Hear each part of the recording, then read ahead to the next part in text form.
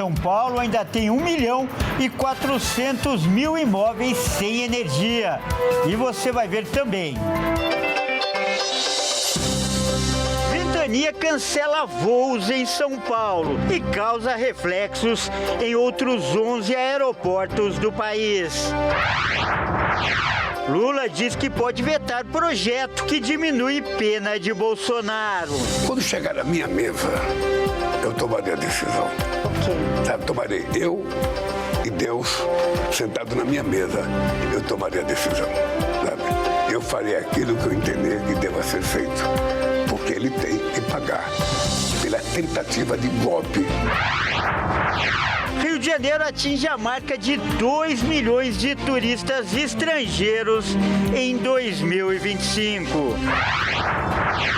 E ainda, Vasco e Fluminense fazem clássico carioca pela semifinal da Copa do Brasil. Tudo isso você confere a partir de agora no Jornal das 18h30.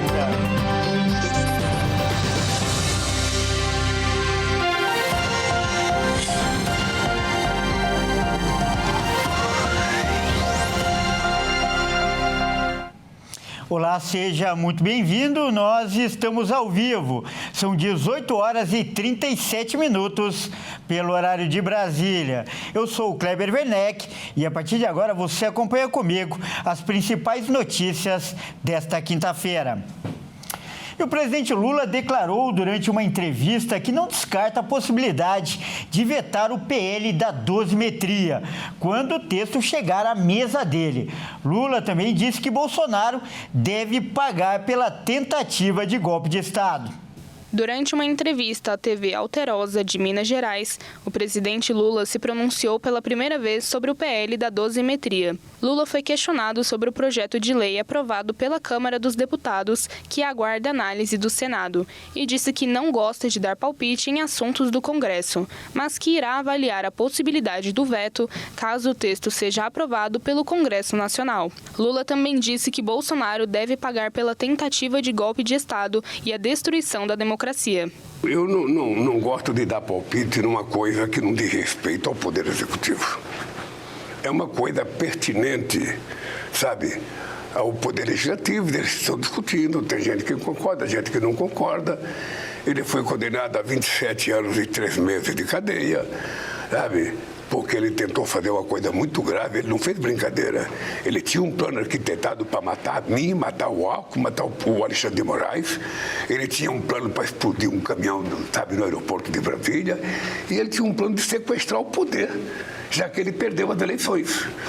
Então, veja, o Congresso Nacional, a discussão agora vai para o Senado, sabe? Vamos ver o que vai acontecer. Quando chegar à minha mesa, eu tomarei a decisão. Sabe, tomarei eu e Deus sentado na minha mesa, eu tomarei a decisão, sabe? Eu farei aquilo que eu entender que deva ser feito, porque ele tem que pagar pela tentativa de golpe, pela tentativa de destruir a democracia que ele fez nesse país. Ele sabe disso. Não adianta ficar choramingando agora. De acordo com um texto do relator do projeto, o senador Paulinho da Força do Solidariedade de São Paulo, o PL da dosimetria prevê o fim da soma das penas dos condenados pela trama golpista e a redução da punição. Com isso, o ex-presidente Bolsonaro teria a pena reduzida a 2 anos e 4 meses em regime fechado. Olha aí, mais de 1.400.000 imóveis em São Paulo continuam sem energia elétrica por causa das chuvas e dos fortes ventos que atingiram a região metropolitana. Muitos comerciantes, inclusive, reclamam dos prejuízos. O Caio Veríssimo vai trazer as informações. São Paulo vive um dos períodos mais caóticos nesse ano de 2025. Com o impacto do ciclone extratropical vindo do sul do país, a cidade registrou ventos recordes de mais de 98 km por hora, o que foi o bastante para atrapalhar a vida de mais de 2 milhões de pessoas. Com quedas de árvores e fios elétricos em vários pontos da cidade, muitos comerciantes foram prejudicados. Sem energia, alguns estabelecimentos viram todo o planejamento do mês ir por água abaixo. Por ser época de final de ano, férias, todo mundo na rua para lá e para cá, esse calorzão, Cara, se eu ficar 2 dias aqui sem vender, compromete bastante o lucro. O lucro já não é tão alto você vendendo picolé, né? Então imagina, se eu ficar 2 dias sem vender e ainda ter prejuízo de perder a mercadoria que eu tenho de estoque aqui. Então vai ser um valor, se eu não tiver dinheiro para comprar o combustível e não voltar a energia, como que eu vou fazer? Vou vender sorvete derretido pro pessoal, não posso, né? Nesse período do ano, as vendas aumentam, mas com elas, paralelamente, também vêm os gastos, os impostos, os acréscimos. E para não perder um dia de vendas, o seu Carlos, que é dono de um restaurante, teve que recorrer a um novo custo: alugar um gerador. Tivemos que emergencialmente comprar um gerador, porque senão a gente ia perder mais ainda, né? Aí tivemos que dividir isso em várias vezes, porque é um preço caro, né? E até o meio do ano que vem vamos estar pagando para poder trabalhar. E o que deixa a situação pior é justamente a falta de comunicação da concessionária.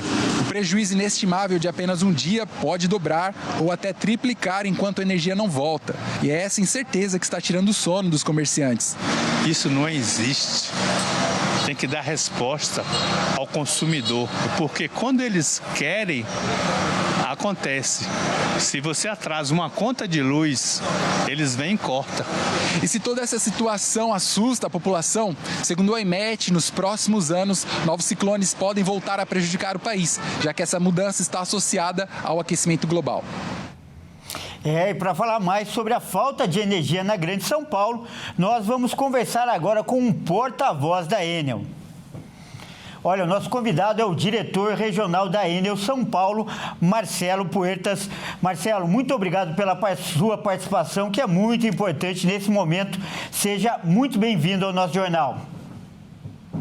Obrigado, Cláudio. Obrigado pela oportunidade de falar um pouco do nosso trabalho. Marcelo, então primeiro eu peço que você atualize a situação, né, para as pessoas que nos assistem. Nós acabamos de ver aí na reportagem 1.400.000 imóveis. O número é realmente esse ou mudou? Olha, Cláudio, nós tivemos um pico, né, de clientes desconectados que bateu ontem, né, por volta de 18 horas, na ordem de 2.200.000 clientes. Né? Neste momento, nós estamos com 1.200.000 clientes, então, né, reconectamos 1 milhão de clientes né, no decorrer aí dos nossos trabalhos. Correto. E qual tem sido a grande dificuldade para restabelecer a energia e a previsão para esse restabelecimento total? Olha, Cláudio, como a gente pôde até ver na reportagem, né, foram ventos de 97, 98 quilômetros que entraram, né, na cidade de São Paulo. Ventos constantes que começaram na madrugada de quarta-feira e duraram até o final, né, da noite de ontem. Não que eles terminaram, e sim que eles diminuíram de intensidade. Hoje, inclusive, a gente amanheceu com ventos aí na ordem de 60 quilômetros por hora, que também, né, traz alguns problemas. Esses ventos, né, desta forma, né, como entraram durante todo o dia e com rajadas de 98 km por hora, derrubaram muitas árvores. A gente também viu isso aqui na reportagem, né? Dificuldade no aeroporto, a gente teve cancelamentos de voo, então, né, trouxe problemas para toda a cidade. E no nosso caso, né, essas árvores que caem, elas causam uma destruição na rede, né? A gente não está falando aí de uma quebra simples, de um cabo, de alguma coisa simples. Não, ela joga o poste para o chão, ela joga o transformador para o chão, ela joga, né, a rede inteira para o chão, e a gente então tem que reconstruir essa rede. Nós temos, né, 1.600 equipes trabalhando em campo, essas equipes, né, trabalhando todo o dia para fazer o restabelecimento no menor tempo possível, e a gente tem algumas situações complexas onde a gente, né, como falado, vai ter que reconstruir a rede, outros casos de menor complexidade, cada uma tem aí o seu tempo de atendimento. Correto. E por falar em tempo de atendimento, surgiu uma polêmica em relação aos veículos da empresa. Uma imagem, né, que ela não está contextualizada, mas ela mostra o pátio da empresa com muitos veículos. Eu queria que te dou a oportunidade, né, para explicar, por favor, o contexto dessa imagem, do que se trata.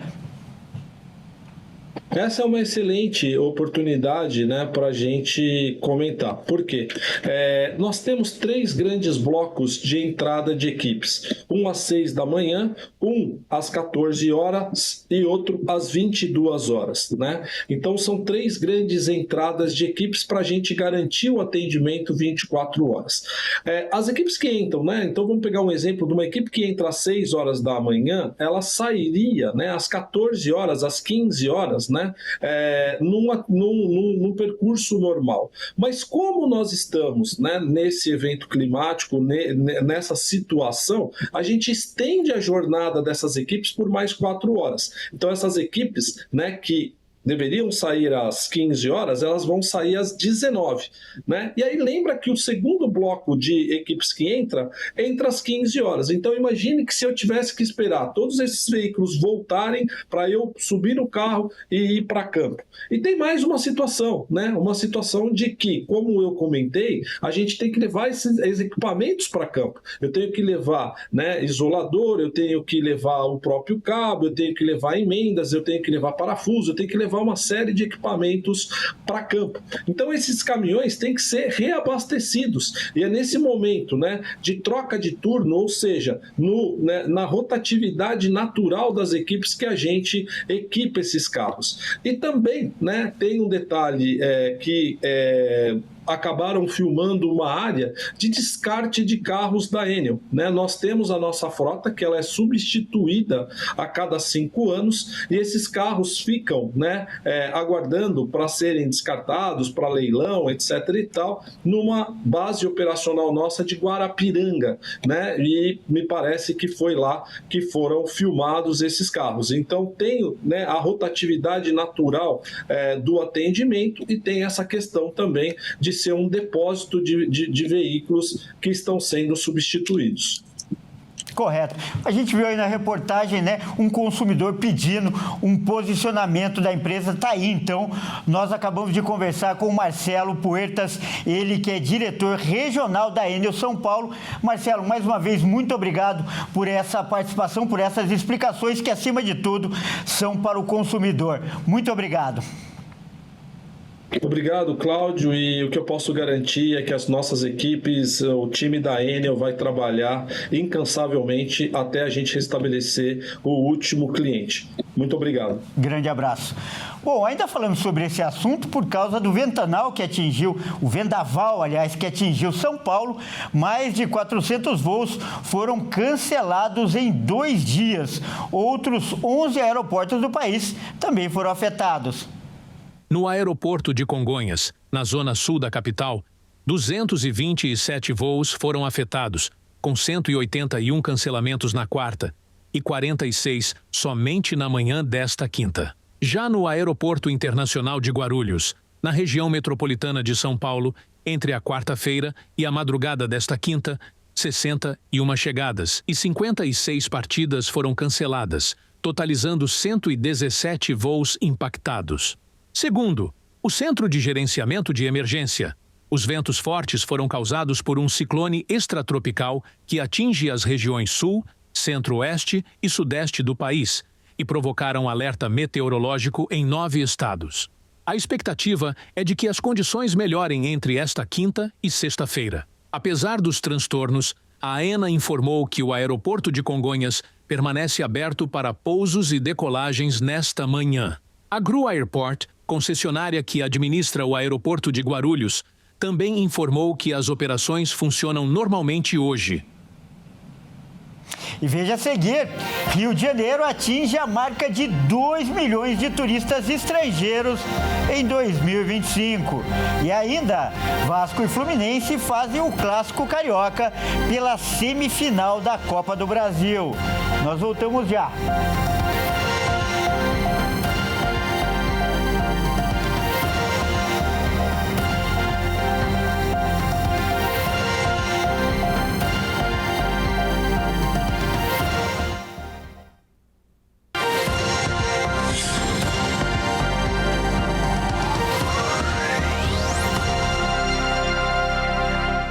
Mais uma vez, seja muito bem-vindo. Nós estamos de volta aí ao vivo. São 18 horas e 52 minutos pelo horário de Brasília.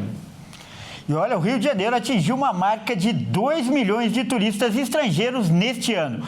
Vamos ver com o Anderson Nascimento. O Rio de Janeiro segue batendo recordes de entrada de turistas estrangeiros neste ano. De acordo com o presidente da Embratur, cerca de 2 milhões de turistas internacionais já visitaram o estado em 2025. Até o último dia de novembro, foram mais de 1.900.000 visitantes chegando ao estado, o que representa um crescimento de quase 46% na comparação com o mesmo período de 2024. Com os primeiros dias de dezembro, a marca de 2 milhões já foi ultrapassada. No recorte do mês de novembro, mais de 176 mil viajantes internacionais chegaram ao Rio de Janeiro, um aumento de 21,54% em comparação com o mesmo período de 2024, quando entraram pelos aeroportos cariocas 145 mil pessoas vindas do exterior. Os dados divulgados são da Embratur com o Ministério do Turismo e da Polícia Federal. E agora a gente fala de esportes aqui no Jornal das 18h30. E quem traz as informações é o Bruno Buenos Aires. Boa noite, Bruno. Bruno, vamos falar de Copa do Brasil, porque hoje nós temos um clássico lá no Rio de Janeiro, pelo jogo de ida da semifinal. Exatamente, Kleber. Boa noite a você e também a todos que nos assistem. Vasco e Fluminense duelam hoje em São Januário, às 20 horas. O Cruz Maltino vem de uma goleada sofrida e uma má sequência no Campeonato Brasileiro. Já o Tricolor chega embalado após a chegada de Luiz Beldia. Mandante na primeira partida, o Vasco vem em baixa por causa dos resultados ruins na reta final do Brasileirão. Nos últimos 8 jogos, foram 7 derrotas e apenas uma vitória. E na última rodada foi 5-0 para o Atlético Mineiro. A expectativa de Fernando Diniz é de que o time vire a chave e consiga mostrar evolução de ânimo, já que 4 partidas separam esse elenco do título que o clube não vence há 14 anos. O Fluminense de Zubeldia chega embalado para o clássico contra a equipe Cruz Maltina. O tricolor está invicto a 7 jogos, com 5 vitórias e 2 empates. A boa fase refletiu na classificação direta para a fase de grupos da Libertadores de 2026. O time venceu nos últimos 3 jogos do Brasileirão e encerrou a competição na 5ª colocação com 64 pontos. Agora, o tricolor mira a Copa do Brasil para tentar fechar o ano com um título. Kleber, promessa de jogão. Eu fico por aqui. Uma boa noite a você e também a todos que nos assistem. Até mais. Muito obrigado pelas informações, Bruno, e até mais. Essa edição também fica por aqui. Eu agradeço demais a sua companhia. Uma ótima noite e até amanhã.